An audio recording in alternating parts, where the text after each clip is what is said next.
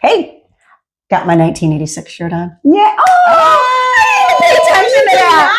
I saw 1986. So for those of you out here who may not have figured it out, we graduated back in the 80s, 1986 to be exact. So that means we had a 40th year class reunion. I was not able to attend. No. I was out of town. No. But my girl Tony here did. 40 freaking years. I can't. 40 years. It's so crazy when you think about 40 years, Joellen, because it's like it's a whole person. It's a whole adult, like with children and people. It's like two adults. I feel like, yeah, so old. You're like, what? 40 years. 40 years ago. It's one of those when you see those, I think 1980 was 20 years ago. Yes, right? I know. That's true. 40-some years ago. Yeah. Yeah, good times, but a little sobering. Very sobering. Yep. Yeah. And it was funny because it was like an open house style. So anybody could come in anytime from like 1 to 5 or whatever it was. And more old people times. I know. I'm like, what 1 to 5. 80? Do 80-year-olds even You know who planned our first class reunion? We did. And it wasn't 1 to 5. No. But of course, we were what back then? 22, 21? Yeah. It was a 5-year. We did a 5-year. Yeah. Yeah. Oh, God. I know. That was That dangerous. it was. But the cool part was a lot of people stayed until like 8 or 9, which was a great time to get home. Oh, it is. And to not feel shitty the next day. And not feel shitty the next day. These are things you learn as you age, folks. You get a little smarter, not let's avoid the 32-ounce beer smarter, but you do get a little smarter about what your next day is going to look like. Yes. And if I get in bed by a certain time, it's going to be a hell of a lot better than if I try to hit the old, are those the bar lights? Yeah, time to go home. Is it bar time? Kind of thing. It was pretty crazy. Not happening. Yeah, we were home by 9:30 and I went to bed by 10. I mean, it's perfect. Yay! My Sunday was fabulous. As opposed to the Sunday before, which might have been a little rough. Yeah. We're not going there because that had nothing to do with the reunion, just our unwise choices. Yeah. They sounded good at the time. Yeah. I mean, it was logical. It always is. It is. And we could justify it. Anything. I know. That might be the problem. Okay. So today, like I mentioned last week when I was talking about mentoring, that is the conversation we're going to have. I'm bringing it up, and I was telling Joellen a couple weeks ago, we know that teachers are leaving, new-ish teachers are leaving the field within 5, 6, even 10 years. And, I think the majority within 5. It is within 5. Which is pretty concerning. Right. Very. And I was talking to a woman who did just that. And it's someone that I know personally and pretty well. And I was just curious. I asked her some questions like, what was going on? Because, you were excited to be in the field. You were really good, when I was with her and kind of understood, all of the things. So, it had nothing for her. It had nothing to do with pay, even though that is the biggest thing. It really is. Well, it's still a factor. It's a factor because of all of the things that you are asked to do with very little pay. And you're also coming out of school with a lot more debt than what we came out of school with. True. And if you're not able to cover that debt, that is pretty, that also adds to the stress of being that new teacher, right? You should be able to, when you start a profession that you need an education for, to be able to pay for that education in addition to be able to start saving a little to build some of that wealth. And if I'm not mistaken, this gal, at least when she first started, had a second job, which a lot of teachers do, working part-time someplace or coaching or whatever that second job is. That is usually a factor. It is. Just try to recoup some of that money. So these are the things that happened with this one in particular person, but this could happen. Right. This is anyone. And it's probably a lot of stories, people's stories out there. I think it is. It's not just her. Even in the research that I did with some of, within my book, Now it is. So when we're talking about mentoring, we know that mentors, and I told you this before, you get at least one mentor. But the things that happen that first year and even the second and third year, those are years where if you are struggling with something, your mentor should be helping you. Your principal should be helping you. Those are the years where you figure out is this person going to make it in the educational field? And I'm not referring to this person I was talking about before. No. She was an excellent teacher. It's a combination of things. So if a person is struggling those first 3 years, that person should be guided and helped. And yes. And what happened with this person is after those 3 years, that time where it's like your it's called your probation.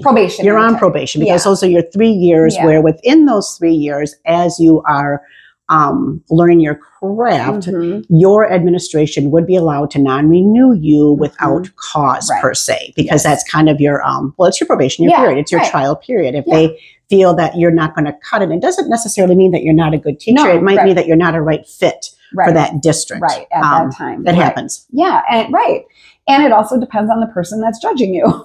That is a big factor. It kind of is a big factor. That might even be a whole other conversation. Well, for sure it's a huge factor. For sure it is, because that person is controlling whether or not you're staying in the district or not. So what happened was this person was then judged in her 4th year and was put on kind of an improvement plan about, certain things. Part of it was confidence, which, that could have been addressed way earlier if that was an issue.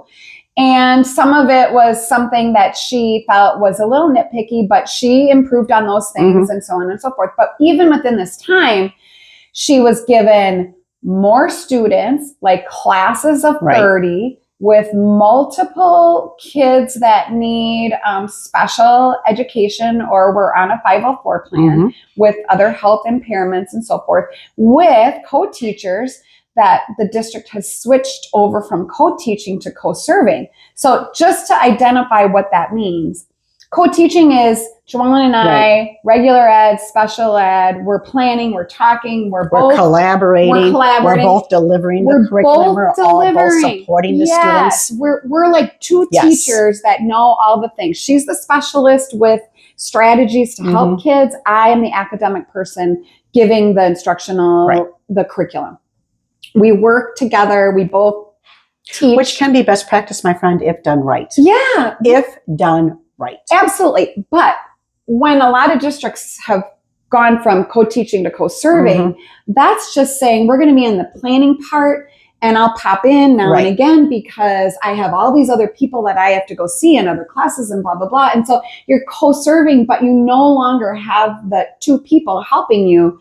Or that important collaboration time. Or that collaboration Which we'll probably need to go back to frequently because that is a piece that we are missing and have been missing for a long time in our education system. The opportunity for our staff to collaborate over what's best for their students. Right. All students. Yeah, all students. But especially with special ed. So this is the thing that we realized with co-teaching is that there's more than one way to skin a cat. And so, I might have an idea. Joellen might say, hey, what if we did this? Because, and whatever you're doing will help any student in the room, not just a special ed teacher. It often does. Those modifications that we're making. Plus, you get to see those practices modeled. You get to watch what is happening, how it's implemented, and how it works.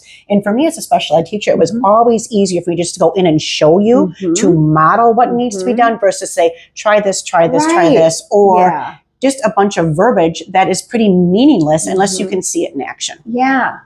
So what happened was this woman decided that she just was having she was just feeling like she was overwhelmed. Right. Yeah. She needed a break from education. She wanted to have, she ended up, she had no prep. She always had a lunch duty. She never had time to focus on things. So she was always bringing things home. And how do we not have prep? Right. How do we not have prep? How do districts not protect teachers' prep? I mean, I know the answer to that. Yeah. But prep time should be protected time, period. Especially if you are a new teacher. Some of our veteran staff can handle it better because they have more years of experience. But this should be an absolute no-brainer. That you do not remove the teacher to cover another class because you are short. It's okay, keep going. you need a sub and you're going to take them away from their prep time. Right. That should never happen to a new teacher. Not. It shouldn't happen to any teacher. Right. Let me put that out there. For sure. It should not happen to any definitely teacher. not a probationary teacher. No. And even within the first or 5 years, because really, even when you're done with those 3 years, you're still teaching. And according to this woman, she needed to learn a new curriculum, a new class, teach and who's supporting her? Right. So when the mentor's gone, you rely on other people that can help you if you're comfortable asking for help, which I know this person was but I just think she was overwhelmed. And this is what we need to avoid. This is what we have to try to figure out. We have to do better. We do, because young teachers are excited to go into the field. We're so welcoming to them because we need them. Absolutely. We should not be just poo-pooing the mentoring piece and the support no matter what. Right. Yes. We are joy suckers when we do that. And by we, I don't mean us as teachers. I don't mean my fellow colleagues, because we are all doing our best. So it's one thing to have a mentoring program to say, this is what our program is, or this is what our policy is, or this is what our guidelines are. But it's another thing to implement. And it's another thing to make sure they have the time to implement. And it's another thing to make sure that it's actually working for the staff, right? That you're giving them the time, you're giving them the supports, and you are listening. You're not just looking for a reason to say, okay, I don't want to deal with this, so it's easy for me just to non-renew, or it's easy for me to start nitpicking, like may have happened, and it does happen, people. And honestly, when you have had 3 years to observe this new teacher, you don't go into year 4 and decide, wait a minute, after 3 years, now there's a confidence issue, now there's these little nitpicky issues. No, I mean, that alone is a red flag for that leadership right then and there. Wrong with that, right?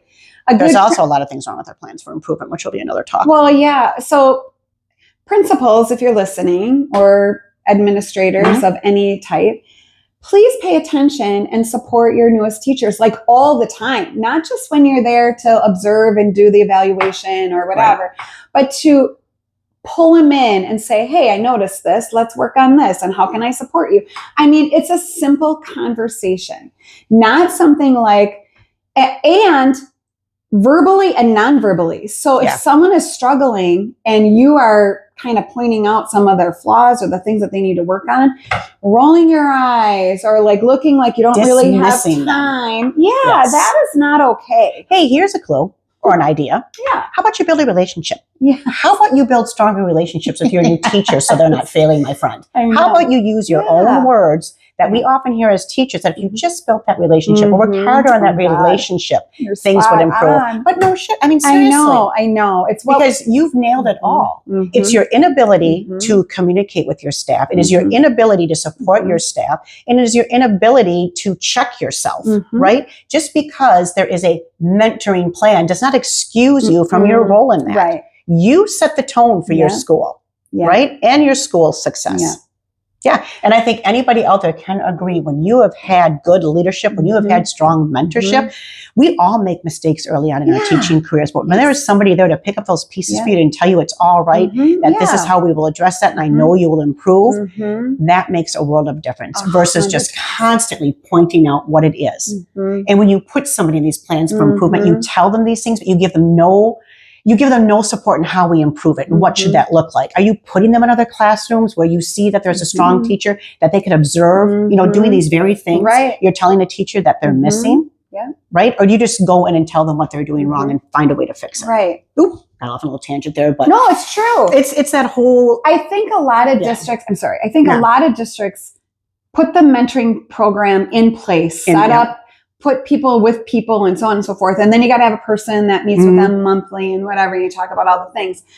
But to make that effective, has to be individualized. It can't just be in one and done. You got your person, blah, blah, blah. It's going to be somebody who knows the field, right? Or knows the grade level or knows the specialty area. It can't just be a teacher, and it can't just be, hey, I've assigned their mentor. My job is done. Yeah, you have to invest in a mentoring program. And I see that as a failure of a lot of our schools. Yeah, a lot of them. They are not investing in it. You may have one. You may have the verbiage written in the handbook or wherever you're going to find it, but you are not investing in what your teachers need to truly be successful. We don't want to lose the enthusiasm that a new hire, somebody right out of college who puts in time to try to develop and help themselves, we do not want to lose that enthusiasm. And when a person is feeling overwhelmed or whatever, we have to pick them up. And that's everyone, but it's especially the principal, because you are the leader. Yeah. Well, we don't want to burn out our veteran teachers either, right? By not giving them the support and the time they need to be the mentors that they need to be, or to have to continually mentor year after year after year after year, because we can't retain our new staff. We can't support our new staff. And this is, we probably should end it right now, because we could talk about that forever, because there's so many pieces to it. We might come back to it. I think we will come back to it. I think we should. There are a few ideas out there, friends. What are you feeling? What have you experienced? What makes a good mentoring program? And what do we need? What are some things that you think that all schools should have or benefit from? Because that's a conversation that we're going to have, I guess, in the future. And what should we chuck? Yeah. Yeah, because there's some chuckable things out there. Yes. All right. All right. So we are the two tipsy teachers. 86.